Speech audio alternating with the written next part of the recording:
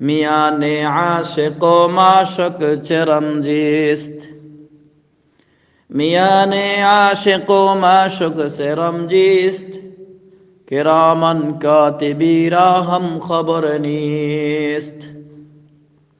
आशिक माशुकेर माঝখানে যে কি ভাবের আদান প্রদান, প্রেমিক তার প্রেমাস্পদের জন্যে তার বিরহ বেদনায় বিরহ যাতনায় কি পরিমাণ কষ্টে লিপ্ত হয় সেটা শুধু প্রেমিক মাত্রই বুঝে। আল্লাহ তো সেই ওহির খেদমতের সাথে লাগতে পারা অত্যন্ত কিসমতের ব্যাপার। মুহতারাম ভাই সব, আমরা সূরা ফাতিহার আলোচনা শুনতেছিলাম। আলোচনা আমরা শুরু করিনি, গত পর্বগুলিতে আমরা জেনেছি কুরআনুল কারীমের তারতিবের দিক থেকে সর্বপ্রথম সূরা হচ্ছে সূরাতুল ফাতিহা, এবং সূরা ফাতিহার কিছু বৈশিষ্ট্য নিয়ে কিছু গুণাগুণ নিয়ে আমরা গত পর্বগুলিতে আলোচনা করেছি। এই সূরা ফাতিহা আমরা এও জেনেছি সর্বপ্রথম কুরআনুল কারীমের পূর্ণাঙ্গ সূরা রূপে যে সূরা নাজিল হয়েছে সেই সূরাটি হলো সূরা ফাতিহা।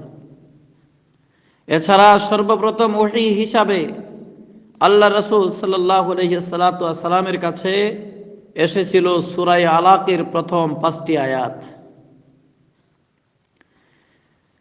আল্লাহ সুবহানাহু ওয়া তাআলা বিশ্ব মানবতাকে মুক্তি দেওয়ার জন্য এই কুরআনুল কারীম মানুষকে হাদিয়া দিলেন। লাওহে মাহফুজে তিনি সংরক্ষণ করে রেখেছেন, নবীজি সাল্লাল্লাহু আলাইহি সাল্লামকে হাদিয়া দিলেন। যত আসমানি কিতাব আছে সমস্ত আসমানি কিতাবের মাঝে কোরআন হলো আফজল, আলা, এর চেয়ে দামি কালাম, দামি কিতাব আর নেই। একদিক থেকে সমস্ত নবী এবং রাসূলদের মাঝে শ্রেষ্ঠ হলেন আকায়ে নামদার সরওয়ারি কায়নাত হাবিবে কিবরিয়া মুহাম্মাদুর রাসূলুল্লাহ সাল্লাল্লাহু আলাইহি সাল্লাম। শ্রেষ্ঠ নবীকে আল্লাহ তাআলা শ্রেষ্ঠ কালাম দান করলেন, কার জন্য? শ্রেষ্ঠ উম্মতের জন্য। আল্লাহু আকবার, কত নিয়ামত! আল্লাহ তাআলার উসুল কত ইনসাফ যুক্ত। শ্রেষ্ঠ নবীকে শ্রেষ্ঠ কালাম দান করলেন শ্রেষ্ঠ উম্মতের জন্য। আল্লাহু আকবার। নবী ছিলেন শ্রেষ্ঠ, নবীর উপরে যা নাজিল হয়েছে তা শ্রেষ্ঠ। এই কালামের সাথে যারা লাগবে, যারা জুড়বে, তারা হবে শ্রেষ্ঠ। কোরআনের সাথে যারাই লাগে তাদের দাম আল্লাহ তাআলা বাড়ায় দেন। এটা এখানে ব্যাখ্যা করে বলার কোনো অপেক্ষা রাখে না, সকলেই আমরা বুঝি, সকলেই আমরা জানি। তারপরও ছোট্ট একটা মিসাল আমি অনেক সময় দিয়ে থাকি, এটা আপনাদের কাছে তুলে ধরছি। আল্লাহ, কত নামি দামি কাপড় দিয়ে আপনার আমার জামা কাপড় বানানো হয়, কত দামি লুঙ্গি, ইজার, সেলোয়ার আমরা পরিধান করি। 500 টাকা, 1000 টাকা গজের কাপড়, পায়জামা, সেলোয়ার এত দামি কাপড় দিয়ে বানানোর পরেও এটা যদি পায়ের কাছে পরে থাকে কোনো বেয়াদবি হয় না। পায়ে লাগলেও, হাতটাকে পায়ে যদি লেগেও যায় তাকে কদরদানি করতে হয় না। বাড়ির একেবারে পুরাতন একটা কাপড়ের অংশ দিয়ে কোরআনুল কারীমের জন্য একটা জুবদান বানানো হয়েছে। কোরআনকে ভরে রাখার জন্য, হেফাজত করবার জন্য মোড়ক বানানো হয়েছে কাপড়ের। এখনো কোরআনুল কারীমের সাথে লাগেনি, কোরআন শরীফ ভিতরে ভরা হয়নি, কিন্তু তার স্ট্রাকচারটা গঠন করা হয়েছে কোরআনের বেডন হিসাবে, মোড়ক হিসাবে। আল্লাহু আকবার, তার দাম বেড়ে গিয়েছে। সবাই বলে কোরআনুল কারীমের বেডনের সাথে বেয়াদবি করো না। আল্লাহ না করুক, আল্লাহ না করুক, যদি কোনো সময় অসতর্কতা বশত পাও লেগে যায়, তৎক্ষণাৎ তাকে আমরা বুঝা দেওয়া শুরু করে দেই, ইজ্জত করা শুরু করে দেই। এটা ওই কাপড়ের ইজ্জত নয়, ইজ্জত হলো কোরআনুল কারীমের সাথে লাগার ইজ্জত। নামি দামি, কত দামি দামি সেফটির কাঠ দিয়ে চেয়ার বানানোর পরে, সোফা বানানোর পরে তার সাথে কত বেয়াদবি করা হয়, বসে আরাম করা হয়, পা দিয়ে চটা হয়, কিন্তু মাত্র একেবারে বাড়ির পাশে যে পড়ে আছে তার থেকে সামান্য একটু কাঠের টুকরা দিয়ে কোরআনুল কারীমকে রেখে পড়বার জন্য ছোট্ট একটা রেহাল বানানো হলো। বানানোর সাথে সাথে কোরআনুল কারীমের সাথে তার নিসবত হওয়ার কারণে আল্লাহ তাআলা তার দাম বাড়িয়ে দিয়েছেন। এটা হলো কোরআনের মুজিজা। কোরআনুল কারীমের সাথে যেই লাগবে তার দাম আল্লাহ তাআলা বাড়ায় দিবেন। তো আল্লাহ তাআলা যেন কবুল করেন, এই জন্যই আপনাদের সামনে আসা। শত প্রতিকূলতা পড়েও মাঝখানে প্রায় 15 দিনের মতো ফাইসালা হয়ে গেল, আলোচনা করতে পারিনি। মনটা চাইতেছে, বেকুল হয়ে গেছে মনটা কোরআনের আলোচনার সাথে লাগবার জন্যে। এটাও কোরআনের মুজিজা। আজকের আলোচনার মাঝে আমরা বুঝতে পারবো যে মাঝখানে আমাদের আলোচনার যে একটু গ্যাপ ছিল, এটাও হয়তো আল্লাহ তাআলার মানসা ছিল, ইচ্ছা ছিল। মাঝে মাঝে গ্যাপ থাকাও প্রয়োজন আছে। আল্লাহ। তো হুজুরে পরনূর সাল্লাল্লাহু আলাইহি ওয়াসাল্লামের কাছে যে ওহী আসলো, সর্বপ্রথম এই কোরআনুল কারীম নাজিল হওয়ার আগে আম্মা জান আয়েশা সিদ্দিকা রাদিয়াল্লাহু তাআলা আনহা ইরশাদ করেন, হুজুরের কাছে যে কয় প্রকারে ওহী নাজিল হতো, তন্মধ্যে প্রথম আল্লাহর রাসূলের কাছে যে ওহী আসলো সেটা হলো রুয়ায়ে সাদিকা। আল্লাহ রাসূল সাল্লাল্লাহু আলাইহি ওয়াসাল্লামের কাছে সর্বপ্রথম ওহী ছিল সত্য স্বপ্ন। আউয়ালু মা বুদিয়া বিহি রাসূলুল্লাহ সাল্লাল্লাহু আলাইহি ওয়াসাল্লাম মিনাল ওয়াহী আর রুইয়া সালিহা ফিন নাওম। রাত্রে আল্লাহ রাসূল সাল্লাল্লাহু আলাইহি ওয়াসাল্লাম যা স্বপ্নে দেখতেন, সকালে তা বাস্তব হয়ে যেত। এটা ছিল ওহীর প্রথম ধারা। বিভিন্ন সিস্টেমে ওহী নাজিল হয়। ওহী নাজিল হওয়ার, ওহী আসার বেশ কয়েকটা সিস্টেম আছে। তন্মধ্যে থেকে একটা সিস্টেম হলো রুয়ায়ে সালিহা, রুয়ায়ে সাদিকা। আল্লাহ রাসূল সাল্লাল্লাহু আলাইহি ওয়াসাল্লাম রাত্রে যা স্বপ্নে দেখতেন, দিনে তা বাস্তব হয়ে যেত। এখানে একটা উসুল মনে রাখার মতো, নবীদের স্বপ্ন হলো ওহী। হযরত ইব্রাহিম আলাইহিস সালাতু ওয়াস সালামকে আল্লাহ তাআলা স্বপ্নে দেখালেন প্রিয় বস্তু কুরবানি করার জন্য। এটা ছিল আল্লাহর পক্ষ থেকে নবীর জন্য ওহী। 6 মাস পর্যন্ত আল্লাহ রাসূল সাল্লাল্লাহু আলাইহি ওয়াসাল্লামের এই অবস্থা চলছিল। রাত্রে যা স্বপ্নে দেখতেন, দিনে তা বাস্তব। যা স্বপ্ন দেখতেন অর্থাৎ সত্য স্বপ্ন তিনি দেখতেন। নবীদের স্বপ্ন হলো ওহী। আর সাধারণ মানুষের স্বপ্ন কিন্তু ওহী নয়। আল্লাহ। স্বপ্ন দুই প্রকারের হতে পারে, একটা মিন জানিবিল্লাহ, একটা মিন জানিবিশ শয়তান। আউলিয়ায়ে কেরাম অনেক সময় অনেক কিছু আস করে থাকেন স্বপ্নের মাধ্যমে আল্লাহ তাআলা দেখাইলে, তবে সেটা ওহী নয়, ওহী হিসাবে গ্রহণ করা যাবে না। আজকাল তো আমাদের দেশে স্বপ্নে দেখার কোনো অভাব নাই, স্বপ্নে পাওয়ার কোনো জিনিসের অভাব নাই। সকালবেলা ঘর থেকে বের হলেই মাইকে অনেক আওয়াজ আসে, স্বপ্নে প্রাপ্ত ঠান্ডা ট্যাবলেট, স্বপ্নে প্রাপ্ত ঠান্ডা ঔষধ, কত ঔষধ পাওয়া যায়। এক দাজ্জাল আর কাজ্জাব বাংলাদেশে আবির্ভূত হয়েছিল, এখনো তার চেলা চামুন্ডারা আছে। সে আল্লাহকেও স্বপ্নে দেখছে, যুবকের বেশে, প্যান্ট শার্ট পরিহিত, মুখ শেভ করা অবস্থায়, নাউজুবিল্লাহি মিন শাররি যালিকা। তার নাম হলো দেওয়ানবাগীর পীর। অনেকেই নাম বললে চিনবেন, অনেকেই হয়তো ছিলেন, লানাতুল্লাহি আলাইহি। কি আজীব স্বপ্ন তার! আল্লাহকে সে স্বপ্ন দেখেছে যুবকের সুরতে, শার্ট প্যান্ট পরিহিত অবস্থায়। এগুলিকেও মানুষ পীর হিসাবে মানে, এগুলিকেও মানুষ রাহবর হিসাবে মানে। মানুষের রুচি আর দেমাগ কোথায় গিয়ে নেমেছে! দেওয়ানবাগীর ভণ্ডায় বেশ কিছু বই লিখেছে, তন্মধ্যে একটা বইয়ের নাম হলো আল্লাহ কোন পথে। এই পথে, এই আল্লাহ কোন পথে বইয়ের এক জায়গায় সে স্বপ্ন লিখেছে, তার নিজের দেখা একটি স্বপ্ন।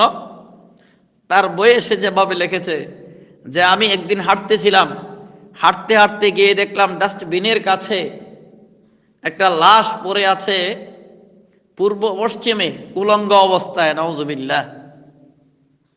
তার স্বপ্নের কথা সে যেভাবে লিখেছে আমি সেভাবে বলছি শুধু, না হলে কথাটা বলতে দিলটা কেঁপে উঠতেছে, আল্লাহ তাআলা মাফ করে দিও। সে বলে যে আমি পাশে গিয়ে দেখলাম এটা মুহাম্মদুর রাসূলুল্লাহ সাল্লাল্লাহু আলাইহি ওয়াসাল্লামের লাশ, নাউজুবিল্লাহি মিন শারি যালিকা। তো দেওয়ানবাগী বলে আমি গিয়ে তাকে হাতে ছোঁয়া দিলাম, আর আমার হাতের ছোঁয়া পেয়ে মুহাম্মদ সাল্লাল্লাহু আলাইহি ওয়াসাল্লামের লাশ জীবিত হয়ে গেল। নাউজুবিল্লাহ, নাউজুবিল্লাহ, নাউজুবিল্লাহ। আকায়ে নামদার সরওয়ারি কায়নাত মুহাম্মদুর রাসূলুল্লাহ সাল্লাল্লাহু আলাইহি ওয়াসাল্লামের পরশ পেয়ে तमाम পৃথিবীর সমস্ত মৃত প্রাণগুলি, অর্থাৎ যা গুমরাহিয়তের দ্বারা মৃত হয়ে গিয়েছিল, দিল থাকা সত্ত্বেও দিল জীবিত ছিল না, লাহুম কুলুবুল লা ইয়াফকাহুনা বিহা, সেই মৃত প্রাণগুলির ভিতরে প্রাণের সঞ্চার এসেছিল, হিদায়াত পেয়েছিল মুহাম্মদ রাসূলুল্লাহ সাল্লাল্লাহু আলাইহি ওয়াসাল্লামের ছোঁয়া পেয়ে, পরশ পেয়ে, কোরআনুল কারীমের পরশ পেয়ে। আর সেখানে দেওয়ানবাগী বলে তার হাতের ছোঁয়া পেয়ে রাসূল সাল্লাল্লাহু আলাইহি ওয়াসাল্লাম জীবিত হয়েছেন। আস্তাগফিরুল্লাহ, আস্তাগফিরুল্লাহ। এই সমস্ত দাজ্জাল আর কাজ্জাব থেকে বাঁচা দরকার। ওরা হলো ইমানের ডাকাত, সহজ সরল মুসলমানদেরকে বুলিয়ে বালিয়ে ওদের ইমান হরণ করছে, এদের থেকে পরহেজ করবেন। আল্লাহ রাসূল সাল্লাল্লাহু আলাইহি ওয়াসাল্লামের কাছে সর্বপ্রথম ওহী আসা শুরু হলো রুয়ায়ে সাদিকা, রুয়ায়ে সালিহা হিসাবে। যখন থেকে আল্লাহ রাসূল সাল্লাল্লাহু আলাইহি ওয়াসাল্লামের এই অবস্থা হলো, তখন থেকে তিনার খেলওয়াত ভালো লাগলো, তিনি নির্জনতা ভালো লাগলো তিনার। হেরা পর্বতের গুহায় আল্লাহ রাসূল সাল্লাল্লাহু আলাইহি ওয়াসাল্লাম চলে যাইতেন, ইবাদতে মগ্ন থাকতেন, সামান্য কিছু দানা পানি সাথে নিয়ে যেতেন। প্রতিদিন তিনি বাসায় আসতেন না, ইবাদত করতেন। মাঝে মধ্যে মা খাদিজা রাদিয়াল্লাহু তাআলার কাছে আসতেন, আবার কিছু তুষা নিয়ে আবার চলে যেতেন। ইবাদত করতে করতে করতে করতে 610 খ্রিস্টাব্দে, আল্লাহ রাসূল সাল্লাল্লাহু আলাইহি ওয়াসাল্লাম জন্মগ্রহণ করেছিলেন 570 খ্রিস্টাব্দে। 40 বছর পূর্তি হওয়ার পরে 610 খ্রিস্টাব্দে আল্লাহ তাআলা সেই সত্যের বাণী দিয়া আরাক আমানতদার হযরত জিবরাইল আলাইহিস সালাতু ওয়াস সালামকে নাজিল করে দিলেন হেরা পর্বতের গুহায়। জিবরাইল আলাইহিস সালাতু ওয়াস সালাম আল্লাহ রাসূল সাল্লাল্লাহু আলাইহি ওয়াসাল্লামকে আয়েশা বললেন, ইকরা, পড়েন। আল্লাহ রাসূল সাল্লাল্লাহু আলাইহি ওয়াসাল্লাম কি বললেন? মা আনা বিকারিয়িন, আমি তো পড়তে জানি না, পড়া শিখি নাই, দুনিয়ার কোনো জাগতিক ভার্সিটিতে বিদ্যালয়ে আমি পড়ি নাই। জিবরাইল আমিন বুকের সাথে মিলিয়ে সজোরে চাপ দিলেন, চাপ দিয়ে ছেড়ে দিলেন, আবার বললেন ইকরা, পড়ুন, পড়ুন। রাসূল সাল্লাল্লাহু আলাইহি ওয়াসাল্লাম আবারও তিনার উযর খাই পেশ করলেন, 3 বার চাপ দিয়ে ছেড়ে দেওয়ার পরে পড়াইলেন ইকরা বিসমি রাব্বিকাল্লাযী খালাক, খালাকাল ইনসানা মিন আলাক, ইকরা ওয়া রাব্বুকাল আকরাম, আল্লাযী আল্লামা বিল কলম, আল্লামাল ইনসানা মা লাম ইয়ালাম। রাসূল আপনি পড়েন, রবের নামে পড়েন। আল্লাহ, এই হাদিসের ব্যাখ্যায় মুহাদ্দিসিন কিরাম লেখেন, প্রথম যে জিবরাইল আলাইহিস সালাম বলছিলেন ইকরা, এটা কোরআনের ওই আয়াতের ইকরা নয়, এটা জিবরাইল আলাইহিস সালামের কথার ইকরা। উদাহরণ দিলে বুঝে আসবে। মনে করেন আপনি আপনার ছেলেকে বললেন, বাবা পড়ো, নতুন বই পেয়েছো, বইয়ের ভিতরে যা আছে পড়ো। এখন বইয়ের পৃষ্ঠা খুলে দেখা গেল লেখা আছে, নিজের জীবন গঠন করতে হলে ভালো করে লেখাপড়া করো, নিচের প্যাসেজটি ভালো করে পড়ো। এখানে যে পড়ো লেখা, এটা হলো বইয়ের পড়ো, আর আপনি যে আপনার সন্তানকে বললেন পড়ো, এটা হলো আপনার আদেশ সূচক কথার পড়ো। ঠিক তেমনি ভাবে হযরত জিবরাইল আলাইহিস সালাতু ওয়াস সালাম প্রথম যে ইকরা বলেছিলেন, এটা হলো কওলে জিবরাইল, এটা কালামুল্লাহ শরীফ নয়। পরবর্তী সময়ে যে আয়াতগুলি নাজিল হলো তার মধ্যে যে ইকরা আছে, এটা হলো কালামের ইকরা। আল্লাহ, তো রাসূল সাল্লাল্লাহু আলাইহি ওয়াসাল্লামকে আল্লাহ তাআলা বললেন পড়েন। পড়ার দাম বেশি, পড়েন, জানেন। আপনি পড়তে পারেন না, হিম্মত করেন, যে আল্লাহ তাআলা মানুষ বানিয়েছেন নুতফাত থেকে, সে আল্লাহর নামে পড়েন। আপনি কোমর বাঁধেন, আল্লাহ তাআলা তো কলম দ্বারা মানুষকে শিক্ষা দিয়েছেন। কলম হলো একটা জড় পদার্থ, তার কোনো প্রাণ নেই, নিষ্প্রাণ। কলম দিয়ে আল্লাহ তাআলা শিক্ষার ব্যবস্থা করতে পারেন। আপনার মাঝে প্রাণ আছে, উৎকৃষ্ট প্রাণ। আপনি চেষ্টা করুন, রবের নামে আপনি পড়ুন। জগতের জন্য শিক্ষা হলো, জগতের মানুষ যে কোনো কাজ করবার জন্য আল্লাহর উপরে তাওয়াক্কাল করে তুমি শুরু করো, আল্লাহ তাআলা ফয়সালা করে দিবেন। এটা হলো এই ইকরা বিসমি রাব্বিকাল্লাযী খালাকের শিক্ষা। চেষ্টা করুন, আপনি তো জগতের কোনো বিদ্যায় পড়ালেখা করেননি, আপনি রবের নামে পড়া শুরু করুন আল্লাহর উপরে তাওয়াক্কাল করে। বাহরহাল আয়াতগুলি নাজিল হওয়ার পর আল্লাহ রাসূল সাল্লাল্লাহু আলাইহি ওয়াসাল্লাম দিলের দিক থেকে পেরেশানি মুক্ত হয়ে গেলেন, বাড়িতে ফিরে আসলেন। মা খাদিজা রাদিয়াল্লাহু আনহাকে ডেকে ডেকে বলেন, জাম্মিলুনি জাম্মিলুনি, আমার শরীরে ভীতির কারণে, তিনার এই ওহীর ভারে শরীরে জ্বরের ভাব লাগতেছে, যেন জ্বর আসতেছে, জ্বর, শরীর কাঁপতেছে। খাদিজা রাদিয়াল্লাহু আনহা তিনাকে চাদর মুড়ি দিয়ে দিলেন। আল্লাহ রাসূল সাল্লাল্লাহু আলাইহি ওয়াসাল্লাম নিজের উযর কাহি পেশ করতেছিলেন, আমি এই দেখলাম, এই হলো, আমার নিজের জানের উপরে আমার ভয় হইতেছে। আমি কি এত গুরু দায়িত্ব বহন করতে পারবো? আল্লাহ তাআলা যে গুরু দায়িত্ব আমাকে দিয়েছেন। খাশিতু আলা নাফসি, রাসূল সাল্লাল্লাহু আলাইহি ওয়াসাল্লাম বলেন হাদিসের ভাষায়, খাশিতু আলা নাফসি, আমি আমার নিজের জাতির উপরে, নিজের নফসের উপরে ভয় করতেছি, এত বড় বিশাল গুরু দায়িত্ব আমি বহন করতে পারবো কিনা। মা খাদিজা রাদিয়াল্লাহু তাআলা আনহা তিনাকে সান্ত্বনা দিলেন, ওয়াল্লাহি মা ইউখজিক আল্লাহু আবাদা, হুয়াল আমিন, আপনি ভয় করতেছেন কেন? আল্লাহর কসম, আল্লাহ তাআলা আপনাকে কষ্ট দিবেন না। আল্লাহ তাআলা আপনাকে কষ্ট দিবেন না। কেন? যে আপনার ভিতরে যে গুণ বৈশিষ্ট্যগুলি রয়েছে, এরকম গুণ বৈশিষ্ট্যের মানুষকে আল্লাহ তাআলা কষ্ট দেন না। আপনাকে আল্লাহ তাআলা কষ্ট দিবেন না। আপনি এটা নিয়ে এত পেরেশানি করবেন না। ইন্নাকা লা তাসিলুর রাহিম, আপনার ভিতরে যে 7টি গুণ বিদ্যমান আছে, আপনার মাঝে তো মানবতার চরম উৎকর্ষের মূল 7টি গুণ বিদ্য আছে। আল্লাহ মানবতার উৎকর্ষের জন্য আজ চারদিকে কত রকমের মত, আদর্শ, নীতি, কিন্তু কোরআনুল কারীমের মাধ্যমে রাসূল আমিন আলাইহিস সালাতু ওয়াস সালামের মাঝে আল্লাহ তাআলা মানব উৎকর্ষের যে চরম 7টি মূল বিষয় বিদ্যমান রেখেছিলেন, সেই দিক থেকে আমরা অনেক দূরে। মা খাদিজা রাদিয়াল্লাহু আনহা তিনি জিকির করলেন যে আল্লাহ তাআলা কি গুণগুলি তার মাঝে দিলেন। 1 নম্বর, আপনি আত্মীয়তার বন্ধন ছিন্ন করেন না, আপনি আত্মীয়তার বন্ধন অটুট রাখেন। এমন গুণওয়ালা মানুষকে আল্লাহ তাআলা কেন কষ্ট দিবেন? আল্লাহু আকবার, আল্লাহু আকবার। এই দিক থেকে আজ উম্মত অনেক পিছনে। আত্মীয়তার বন্ধন ছিন্ন করো না। আজকের আলোচনা থেকে অন্ততপক্ষে একটি বিষয় হলেও আমরা আমল করি, এই বিষয়টা হলেও আমল করি।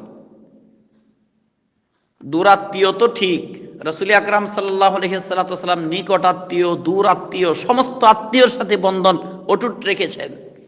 আজকাল উম্মতের কি অবস্থা? দূর আত্মীয় তো দূরে, নিকট আত্মীয়র সাথেও পর্যন্ত আত্মীয়র বন্ধন রাখতে চায় না। ভাই বোনের খোঁজ নিচ্ছে না। বোনকে বিবাহ দেওয়ার পরে আর বোনের জামাই, বোন, বাগ্নির খোঁজ খবর নিচ্ছে না। ওয়ারিশ দেওয়া তো থাক দূরের কথা, খোঁজ খবর নিচ্ছে না। মাতা পিতার কাছে সন্তান, সন্তানের কাছে মাতা পিতার, এই যে এক অবস্থা, চরম অবনতি। কারণ আমরা শুধু মুখে মুখে মুসলমান, তু কুজা ও সুন্নতে আহমদ কুজা বা মুহাম্মদ কাই বাওয়াদ মিসবাত্তুরা, কথা অনেক দীর্ঘ হয়ে যাবে। এক একটা গুণ বৈশিষ্ট্যের উপরে ভিন্ন ভিন্ন আলোচনা হতে পারে, আমি সেদিকে যাব না, সংক্ষেপে বলে যাব। 1 নম্বর গুণ, আপনি আত্মীয়তার বন্ধন অটুট রাখেন। 2 নম্বর গুণ, রাসূল আপনি সত্যবাদী, জীবনে একটি মিথ্যা কথাও বলেননি। আল্লাহু আকবার, আল্লাহু আকবার। মিথ্যার থেকে পরহেজ করো, মিথ্যার থেকে পরহেজ করো। মিথ্যা হলো সকল গুনাহের মা বাপ, সকল গুনাহের জড়। আল্লাহ। 3 নম্বর, আপনি হলেন আমানতদার। বুঝার বিষয়, মানবতার উৎকর্ষের জন্যে, শুধু উৎকর্ষ নয়, আমি বলবো চরম উৎকর্ষের মূলনীতি হলো আমানতদারিতা। যার ভিতরে আমানতদারিতা আছে, দিয়ানতদারিতা আছে, তার দ্বারা কোনো মাখলুকের কোনো ক্ষতি হতে পারে না। এমন মানুষকে আল্লাহ তাআলা কষ্ট দিবেন, মা খাদিজা রাদিয়াল্লাহু আনহা বলতেছেন। 4 নম্বর গুণ, আপনি অনাথ, এতিম, বিধবাদের চেরা গাওয়া। আল্লাহ হাদিসের ভাষায় ইন্নাকা লাতাসিলুর রহিম ওয়া তাহমিলুল কাল্লা ওয়া তাকসিবুল মা'দুমা। আল্লাহ, আপনি অনাথ এতিমদের চেরা, অনাথ এতিমদের ব্যবস্থা করে দেন, বিধবাদের ব্যবস্থা করেন, এতিমদের ব্যবস্থা করেন, বেকারদের কাজের সংস্থান করে দেন। আপনি অতিথি পরায়ণ, অতিথির সেবা করেন। প্রাকৃতিক দুর্যোগে মানুষ ঘর বাড়ি ছিন্ন হয়ে গেলে, ঘর বাড়ি হারা হয়ে গেলে তাদের সবকিছুর ব্যবস্থা করেন। মূলত এই গুণ আর বৈশিষ্ট্যগুলি মুহাম্মদুর রাসূলুল্লাহ সাল্লাল্লাহু আলাইহি সাল্লামের মাঝে হাজারো গুণ ছিল, বেহিসাব গুণ ছিল। তবে মানবতার উৎকর্ষের জন্য চরম এই 7টি বৈশিষ্ট্য সেদিন মা খাদিজা রাদিয়াল্লাহু আনহা তুলে ধরেছিলেন, সান্ত্বনা দিলেন যে আপনার মাঝে তো এই গুণ বৈশিষ্ট্যগুলি আছে, আপনাকে কেন কষ্ট দিবে, আপনি ভয় পাচ্ছেন কেন? ঘটনা শোনার পরে নিয়ে গেলেন বংশের মুরব্বী খাদিজা রাদিয়াল্লাহু আনহার চাচাতো ভাই সম্পর্কে ওয়ারাকা ইবনে নাফিলের কাছে, যিনি তাওরাত কিতাবের পণ্ডিত ছিলেন। তাওরাত কিতাবের পণ্ডিত ওয়ারাকা ইবনে নাফিল বার্ধক্যজনিত কারণে তখন অন্ধ হয়ে গিয়েছিলেন। খাদিজা রাদিয়াল্লাহু আনহা নিয়ে গেলেন। এখানে একটা বিষয় বুঝার, হুজুর কিন্তু যাইতে আগ্রহী না, নিজের থেকে যাইতে আগ্রহী না। মা খাদিজা রাদিয়াল্লাহু আনহা নিয়ে গেছেন, তিনার সাথে তিনি গেছেন। বুজুর্গানে দিন এটার হিকমত বর্ণনা করেছেন যে এটা হলো মহিলাদের ফিতরাত, স্বভাব সুলভ আচরণ। মহিলাদের স্বভাব সুলভ আচরণ হলো, মা জাতির স্বভাব সুলভ আচরণ হলো, আপনজন কেউ অসুস্থ হলে তার জন্যে বেচাইন হয়ে যায়, পেরেশান হয়ে যায়। তার বাস্তব উদাহরণ আমাদের মা। সন্তানের যদি সামান্যতম অসুখ হয়, পেরেশানির শেষ থাকে না। রাতকে রাত মা সন্তানের শিয়রের পাশে বসে বসে সন্তানের তিমারদারি করছে। মসজিদের হুজুরের কাছ থেকে পানি পড়া আনো, তেল পড়া আনো, একটু ফু দিয়ে আনো। যখন যেখানে যার কাছে দাওয়াইয়ের কথা শুনছে সেখানেই ছুটে গিয়েছে মা, যার কাছে গেলে আমার সন্তান জাদুমণি ভালো হবে। এটা মা জাতিকে আল্লাহ তাআলা ফিতরাতান হিসাবে দিয়ে দিয়েছেন। মা খাদিজা রাদিয়াল্লাহু তাআলা আনহা হুজুর সাল্লাল্লাহু আলাইহি সাল্লামকে নিয়ে ওয়ারাকা ইবনে নাফিলের কাছে গেলেন। শুনেন আপনার বাতিজা কি বলে। ওয়ারাকা ইবনে নাফিলকে বললেন। ওয়ারাকা ইবনে নাফিল বললেন, আপনি কি দেখেন বলেন। আল্লাহ রাসূল সাল্লাল্লাহু আলাইহি সাল্লাম সমস্ত কথা বললেন, আমি এইভাবে দেখলাম, এই হলো। ওয়ারাকা ইবনে নাফিল বললেন, এটা তো সেই দূত, সেই স্বর্গীয় দূত, যে স্বর্গীয় দূত সত্যবাণী নিয়ে মূসা আলাইহিস সালামের কাছে এসেছিলেন। আপনি ঠিকই দেখেছেন, এখানে কোনো ভ্রান্ত নেই। এটাই সেই বাণী, যে বাণী মূসা আলাইহিস সালামের কাছে যিনি নিয়ে আসতেন, তিনার মাধ্যমে হকের বাণী আপনার কাছে দেওয়া হয়েছে। আফসোস করে তিনি বললেন, হায়, আমি যদি যুবক হতাম সেই সময় যখন আপনার জাতি এই সত্যের বাণী প্রচার করার কারণে আপনাকে দেশ থেকে বিতাড়িত করবেন। হুজুর আশ্চর্যান্বিত হয়ে গেলেন, আমার জাতি আমাকে দেশ থেকে বিতাড়িত করবে? হ্যাঁ।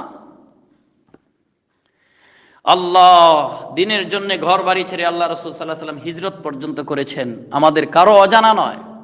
ওয়ারাকা ইবনে নাফিল বললেন, আমি যদি সেই পর্যন্ত বেঁচে থাকি, আমি আমার জীবন দিয়ে হলেও আপনার সাহায্য করব। অবশ্য ওয়ারাকা ইবনে নাফিল তার কিছুদিন পরেই ইন্তেকাল করেছেন।